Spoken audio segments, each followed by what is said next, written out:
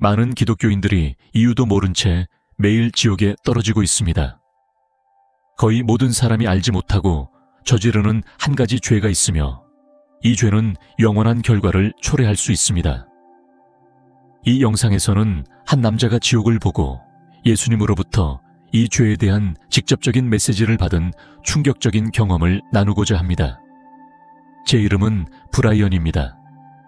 제 삶은 항상 신앙의 뿌리를 두고 있었습니다. 하나님을 중심으로 한 헌신적인 가정에서 자랐습니다. 아침과 저녁으로 기도하는 것은 지금까지도 제가 지키고 있는 습관입니다. 저는 항상 자신을 진지한 기독교인이라고 생각했습니다.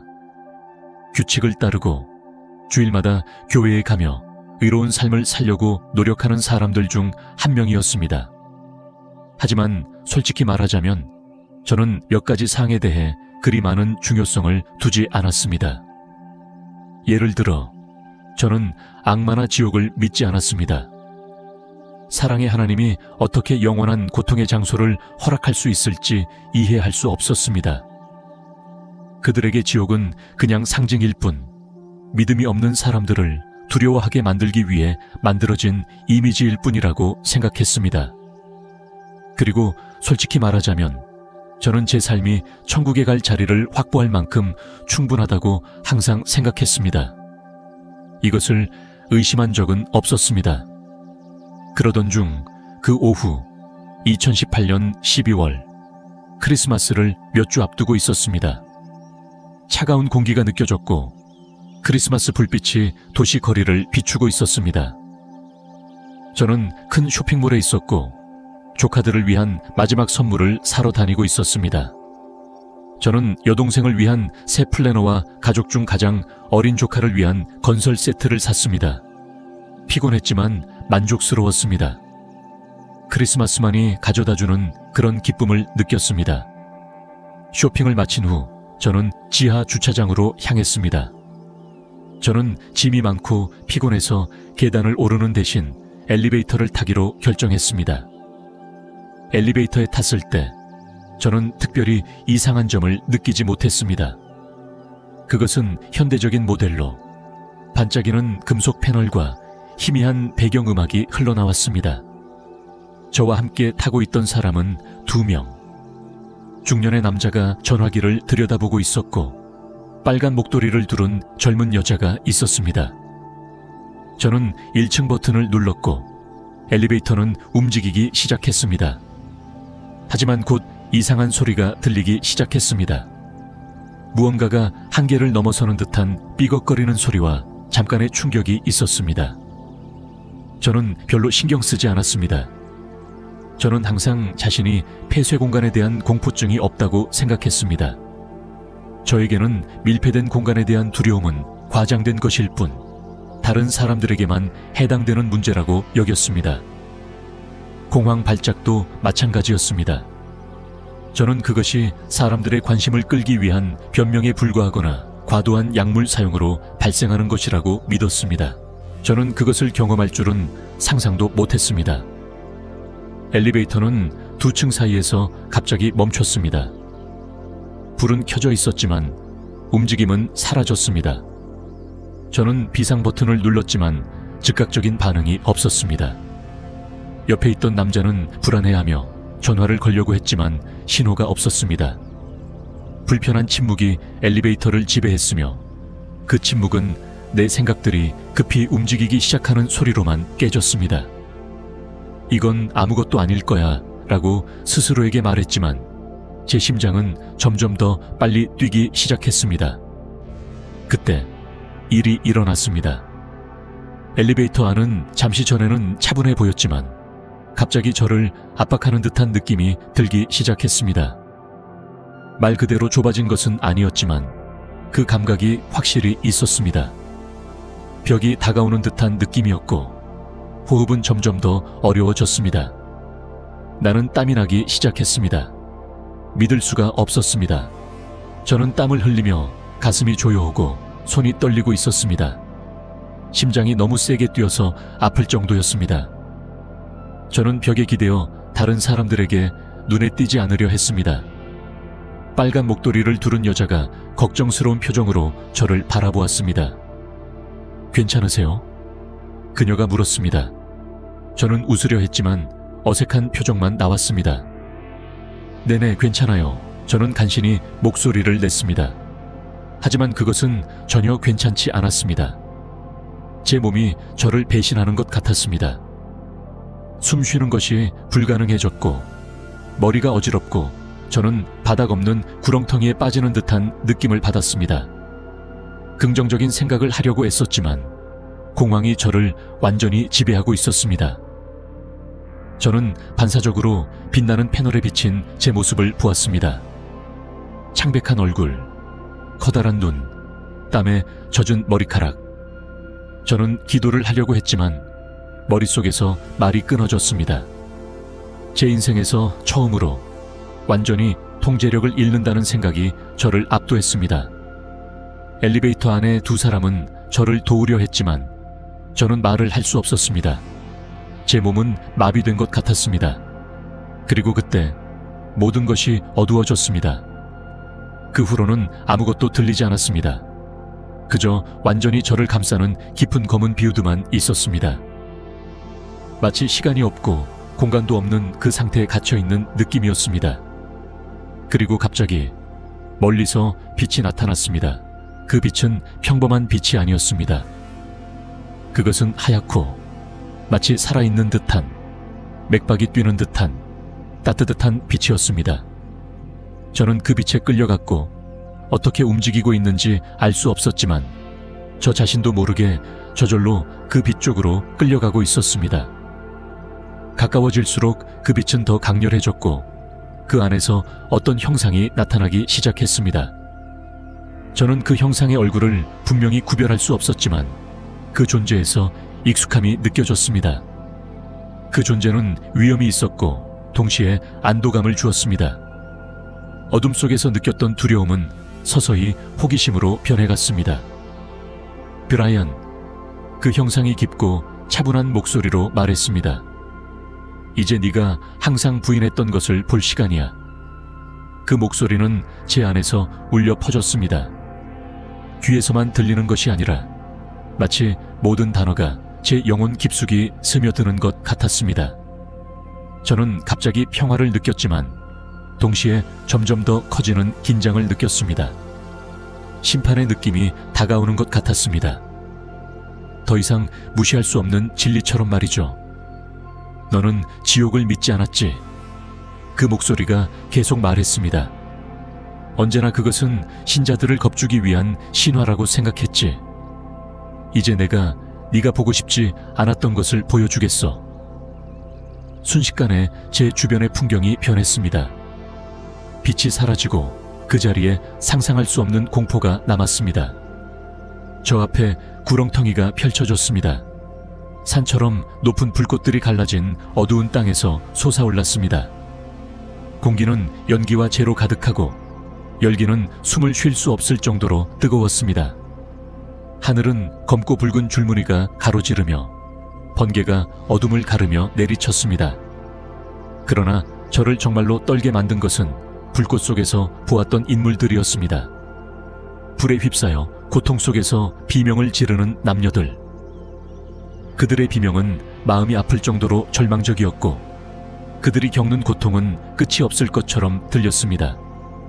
어떤 이들은 하늘을 향해 손을 뻗으며 탈출구를 찾으려 했지만 그들의 눈빛엔 희망이 없었습니다. 다른 이들은 고통 속에서 몸부림치며 제가 이해할 수 없는 고통에 잠식당하고 있었습니다. 가장 충격적이었던 것은 그들 중 일부가 제가 아는 사람들이라는 것이었습니다. 그들은 기독교인들이었고 저와 함께 기도하고 매주 일요일 교회에 가며 신앙을 실천한 사람들이었습니다. 그 고통받는 영혼들 속에는 제가 알고 있던 얼굴들이 있었습니다. 저와 마찬가지로 그들은 자신들이 구원받았다고 믿었던 사람들이었습니다.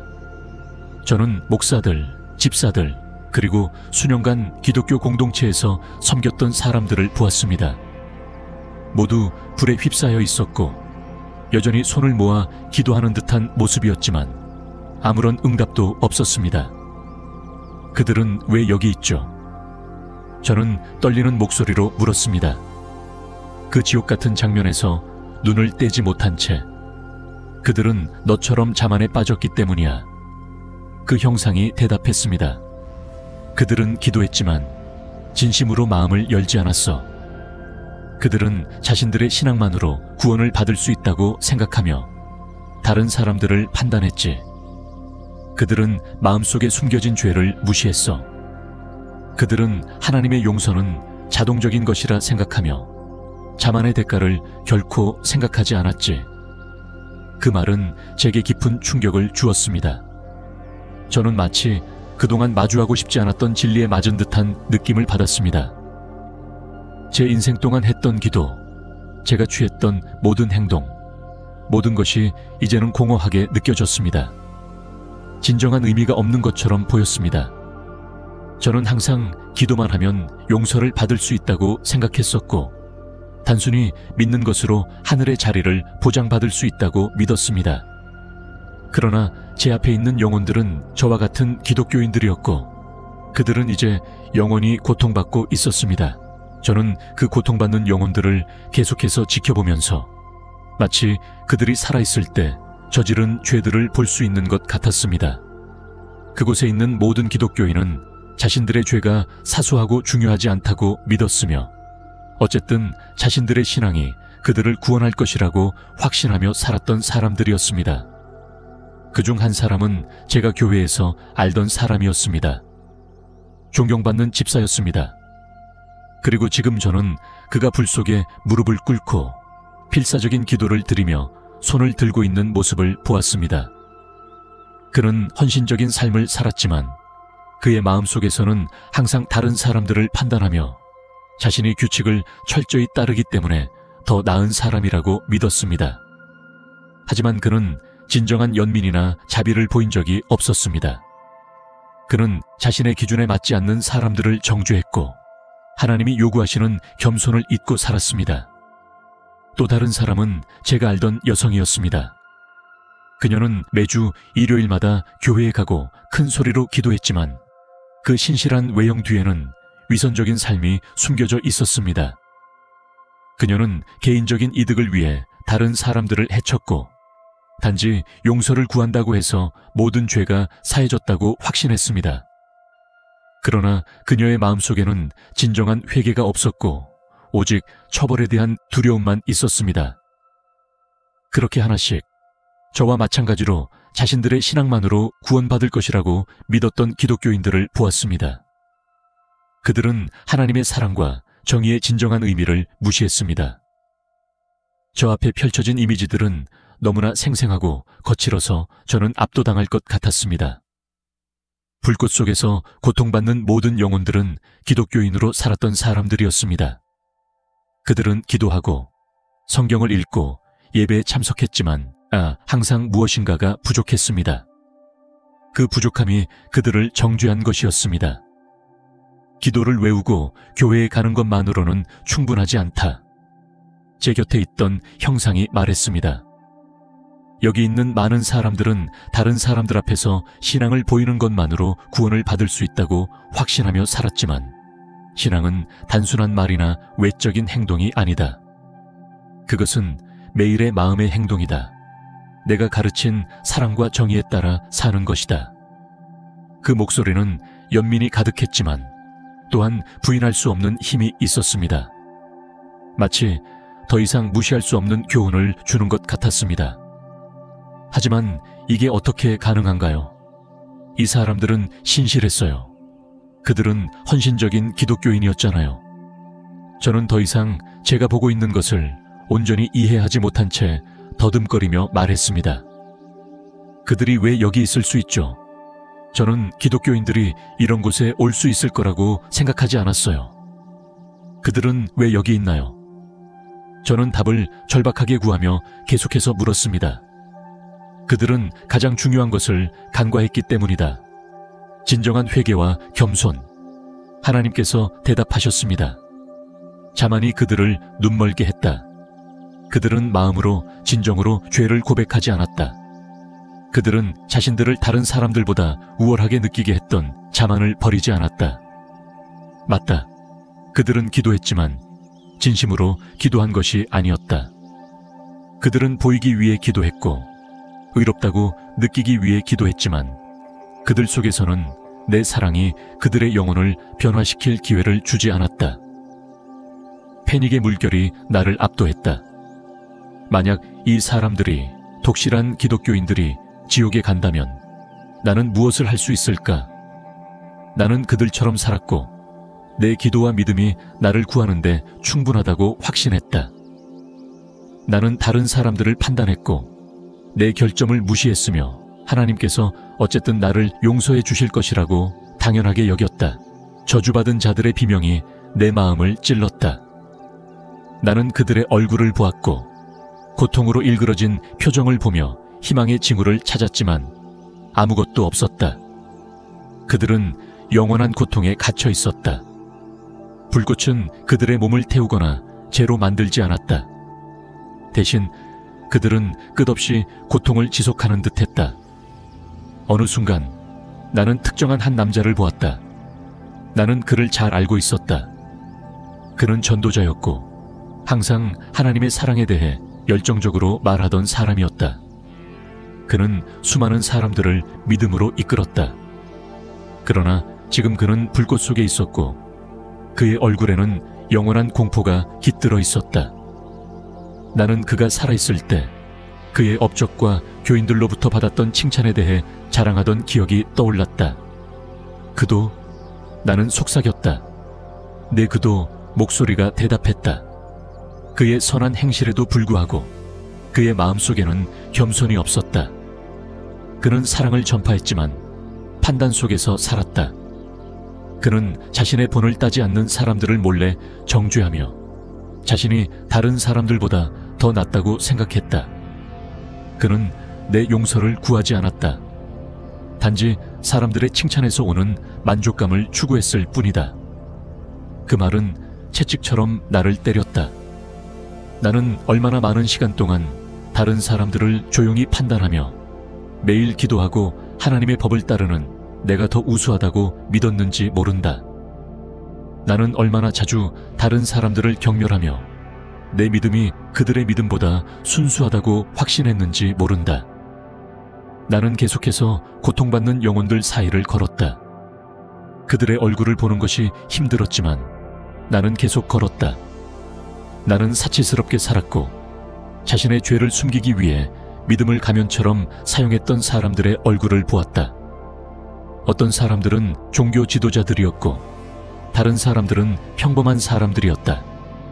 그러나 그들 모두는 똑같은 실수를 범했다. 그들은 자신의 믿음이 구원을 위한 충분한 조건이라고 생각하며 잘못된 안위 속에서 잠들어 있었다. 교만은 영혼을 해치는 독이다.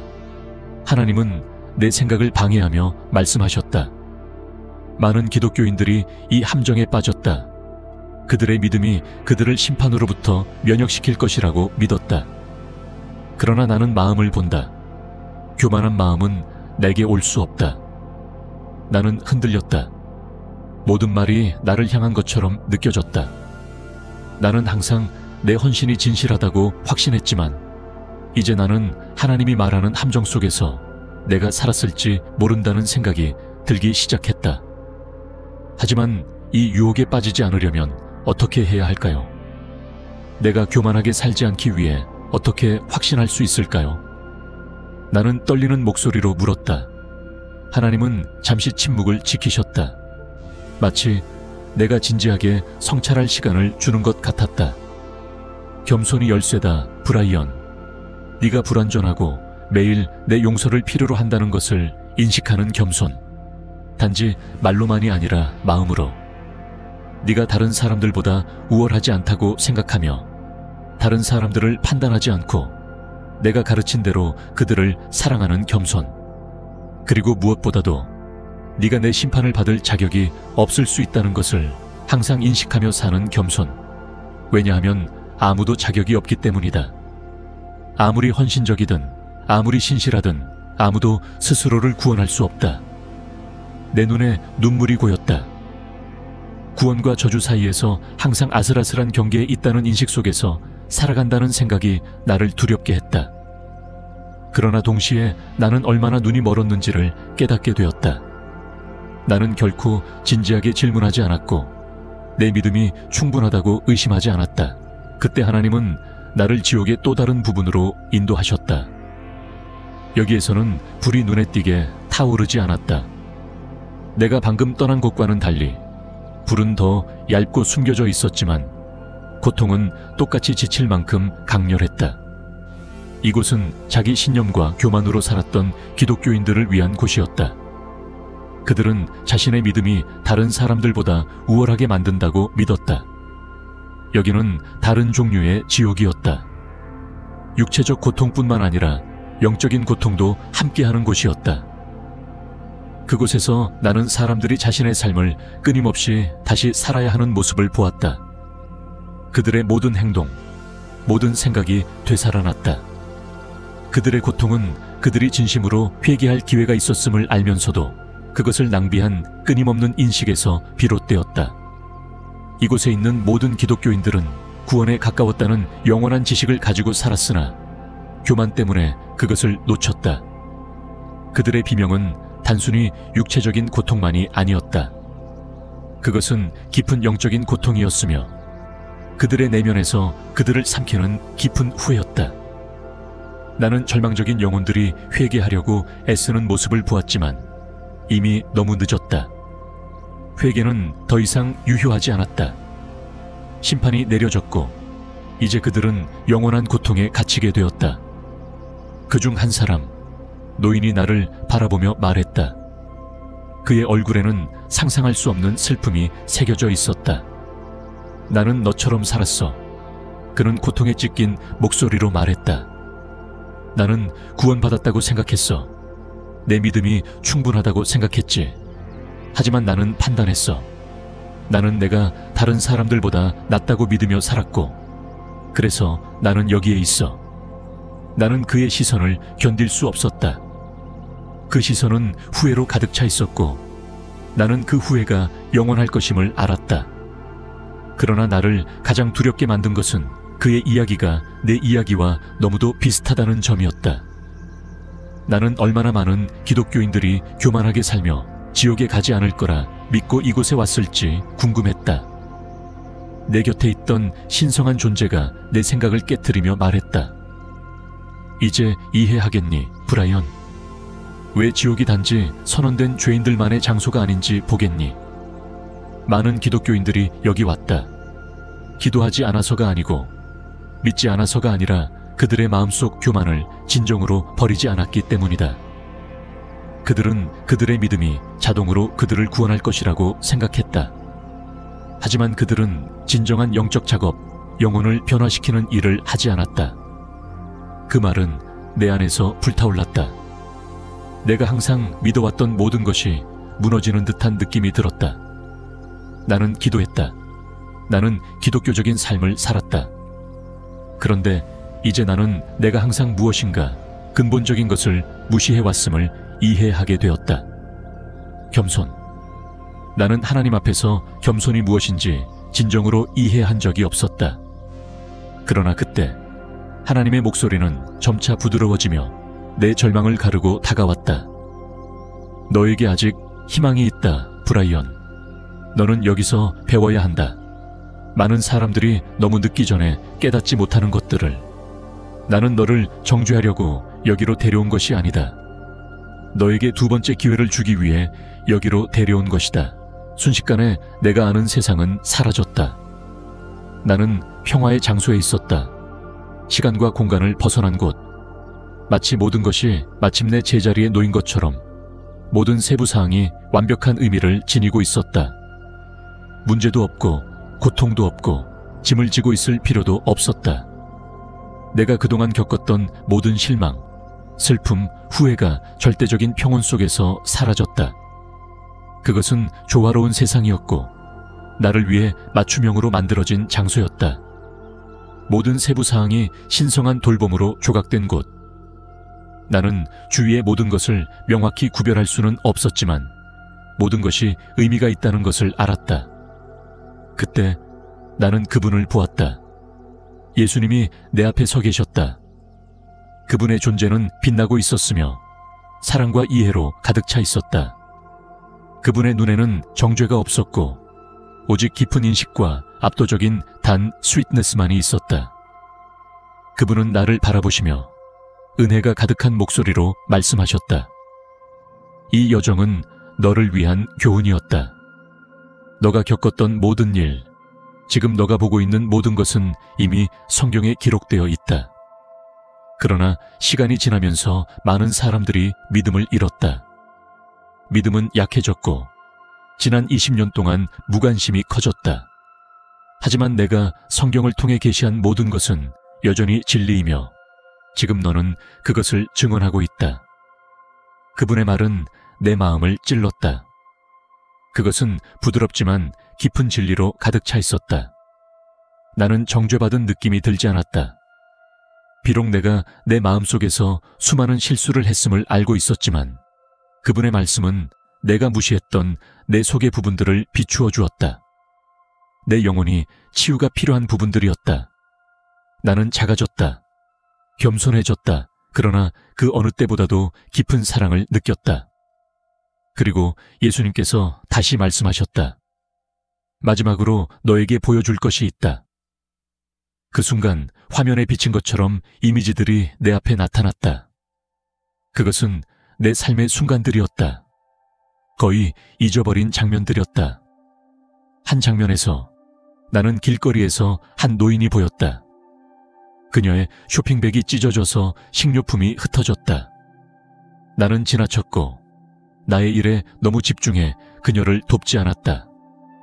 또 다른 장면에서는 나는 붐비는 버스에 있었다. 한 임산부가 내 근처에 서 있었고 피곤해 보였지만 나는 그녀의 불편함을 무시하고 지나쳤다. 장면 하나하나가 펼쳐졌다. 예수님은 내가 사랑보다 무관심을 선택했던 순간들을 보여주셨다. 각 이미지는 내 마음을 찔렀다. 나는 내 이기심, 자만, 내가 자주 설교했던 사랑을 실천하지 못한 모습을 보았다. 나는 작고 약하며 무엇보다 깊은 죄책감을 느꼈다. 예수님은 차분하게 설명하셨다. 이 순간들은 단순히 놓친 행위들이 아니다. 이것들은 내가 너에게 다가가는 기회들이다. 나는 신호를 보내고 너가 성장하고 사랑할 수 있는 기회를 만든다. 믿음은 단지 매주 일요일 교회에 가거나 습관적으로 기도를 하는 것이 아니다. 믿음은 더 큰 것이다. 그것은 다른 이들을 향한 사랑으로 살아가는 것이다. 네가 선을 행할 때마다 너의 영혼은 강해지지만 다른 사람들의 고통을 외면할 때 그것은 어두워진다. 나는 사람들의 마음을 본다. 나는 그들이 진정으로 무엇에 의해 움직이는지를 본다. 그런 후 예수님은 무한한 부드러움으로 나를 바라보시며 말씀하셨다. 네오는 큰 마음을 가지고 있다는 것을 나는 안다, 브라이언. 그래서 나는 너에게 이 메시지를 다른 사람들에게 전하라고 부탁하는 것이다. 내가 보고 들은 것을 아무도 잊지 않기를 바란다. 지옥은 단지 은유가 아니다. 악은 실제로 존재한다. 그러나 너는 자유롭게 창조되었다. 너는 선을 선택하고 그것을 피할 수 있는 힘을 가지고 있다. 사랑의 행위는 크든 작든 내 영혼을 영원한 빛으로 이끌며 내가 너에게 말하는 것은 이것이다. 선한 일을 선택하면 너는 영원한 평화를 찾을 것이다. 그분의 말씀은 내 영혼의 진정한 치유가 되었다. 나는 내 실수들의 무게를 느꼈지만 처음으로 믿음의 진정한 의미를 이해했다. 믿음은 의무나 의례가 아니라 사랑의 여정, 다른 사람과 하나님을 향한 여정이었다. 나는 이제 그 여정을 시작하고 다른 이들과 나누기로 결심했다. 그때 모든 것이 사라졌다. 내가 엘리베이터에서 막힌 곳에서 병원에서 깨어날 때까지 내 몸에 무슨 일이 일어났는지 나는 모르겠다. 마치 완전한 블랙아웃처럼 설명할 수 없는 공백이었다. 그러나 내 영혼에 일어난 일은 확실히 알 수 있었다. 눈을 떴을 때 나는 병원 침대에 누워 있었다. 내 심장과 호흡을 모니터링하는 기계의 단조로운 소리가 방을 가득 채웠다. 내 손은 떨리고 내 몸은 피곤하고 에너지가 다 빠져 있었다. 나는 살아 있었다. 그러나 그 순간 나는 다르게 느꼈다. 내 옆에는 아내가 있었다. 그녀의 눈은 눈물로 부풀어 있었고 얼굴은 고통과 안도의 표정이 엇갈리고 있었다. 그녀는 내 손을 잡고 의사들이 나를 구했다고 말했다. 그러나 내 깊은 곳에서 나는 더 큰 일이 일어나고 있다는 것을 알았다. 하나님께서 나에게 두 번째 기회를 주셨다는 것을. 나는 단순히 내 몸을 되찾은 것이 아니었다. 내 안에서 무언가가 깊이 변했다. 나는 항상 자만했었고 내가 옳다고 생각했고 내 표면적인 믿음이 나를 보호해 줄 것이라고 믿었다. 그러나 내가 본 것과 들은 것은 나를 흔들어 놓았다. 나는 저주에 가까웠다는 것을 알았다. 우리가 자주 상상하는 비유적인 지옥이 아니라 실질적이고 끔찍한 현실이었다. 그리고 아마도 더 중요한 것은 내가 항상 무시했던 것을 배웠다는 것이다. 공황 발작은 실제로 존재한다. 그것은 과장이나 약점이 아니다. 그것을 경험할 때 세상이 무너져 내리는 것처럼 느껴지고 모든 것을 잃어버린 것처럼 느껴지며 심지어 호흡까지. 이제 나는 그것을 겪고 있는 사람들을 존중하는 것이 얼마나 중요한지 이해한다. 아무도 그렇게 파괴적이고 예측할 수 없는 고통에 대해 판단을 받아서는 안 된다. 제가 그 침대에 누워 있었을 때 약하지만 살아있다는 느낌 속에서 깊은 감사함과 함께 책임감을 느꼈습니다. 제 영혼은 더 이상 이전과 같을 수 없다는 것을 알았습니다. 저는 수년 동안 습관, 빈 제스처, 그리고 판단을 피할 수 있다는 자부심으로 편안한 믿음을 가지고 살아왔습니다. 이제 저는 단순히 기독교인이라고 자신을 부르는 것만으로는 충분하지 않다는 것을 깨달았습니다. 기계적인 기도나 일요일 교회 방문은 충분하지 않았습니다. 저는 변화해야 했습니다. 매 기도는 진정한 연결의 행위가 되어야 했고 매일은 겸손하게 살아가며 내 죄를 정당화하거나 무시하지 않고 직면해야 했습니다. 저는 믿음이 자부심으로 지닐 확신이 아니라 여정이라는 것을 배웠습니다. 그것은 용기와 헌신, 그리고 무엇보다 다른 사람들에 대한 사랑을 요구하는 의식적인 선택입니다. 오늘 저는 다른 인식을 가지고 살아갑니다.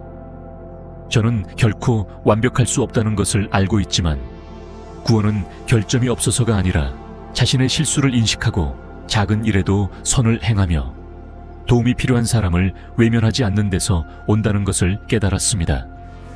하나님은 저에게 믿음으로 사는 것이 겸손을 받아들이고 자신의 연약함을 인정하며 한 걸음씩 개선하려는 노력이라는 것을 보여주셨습니다.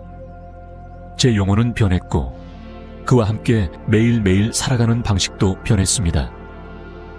지옥은 실제로 존재하며 많은 기독교인들이 진정한 신앙이 무엇인지에 대한 진리를 무시했기 때문에 저와 같은 곳에 갔다는 것을 알았습니다. 이것이 제가 모든 사람이 알아야 할 진리입니다. 자만의 죄는 기독교인들을 지옥으로 인도할 수 있습니다. 악은 진짜 존재하며 사탄도 존재합니다.